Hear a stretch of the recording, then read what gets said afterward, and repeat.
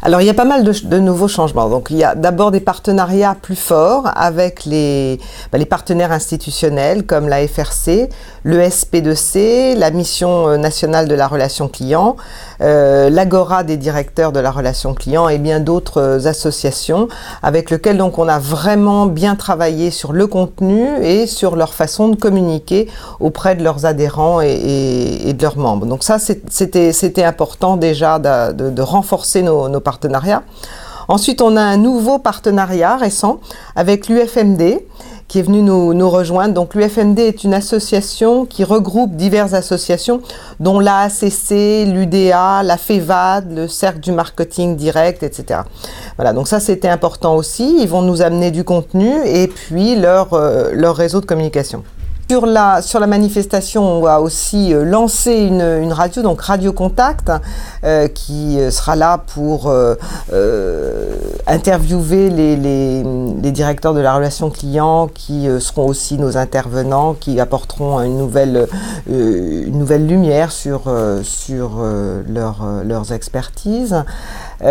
Sinon, en fait, ce salon, je crois, doit être le lieu de rencontre et de redevenir, si vous voulez, un salon où les gens viennent pour écouter, pour s'informer, pour rencontrer. C'est le lieu de la relation client. Donc la relation client, pour ça, on a besoin de se voir, on a besoin d'écouter, on a besoin de se toucher, on a besoin d'être ensemble.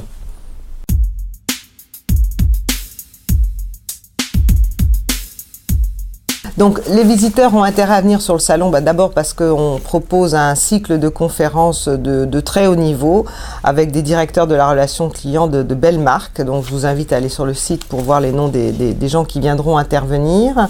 Donc les conférences, on va parler de quoi? On va parler d'abord la conférence d'ouverture qui sera sur l'impact économique et de relations humaines des assises de la relation client avec toutes les associations qui sont proche, sur la vente en direct sur le net, l'innovation dans les services publics en matière de relations clients, sur le home shoring, sur le climat social et la productivité dans les centres de contact, sur le smartphone, sur le cloud computing, enfin bon, divers thématiques, et je vous invite encore une fois à aller voir le cycle de conférences qui est quand même très riche avec de beaux intervenants. Voilà.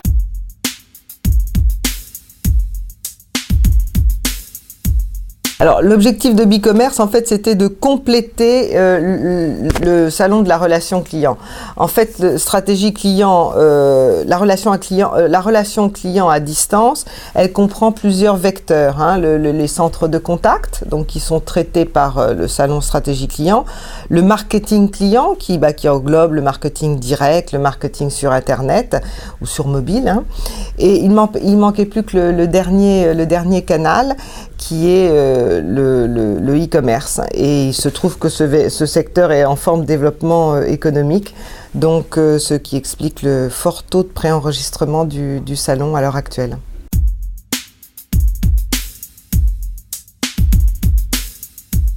Des exposants dans la logistique, des exposants dans le paiement, des exposants dans tout ce qui est technologique et tous ceux qui font les sites internet de e-commerce. Je vous laisse découvrir la liste des exposants sur le site.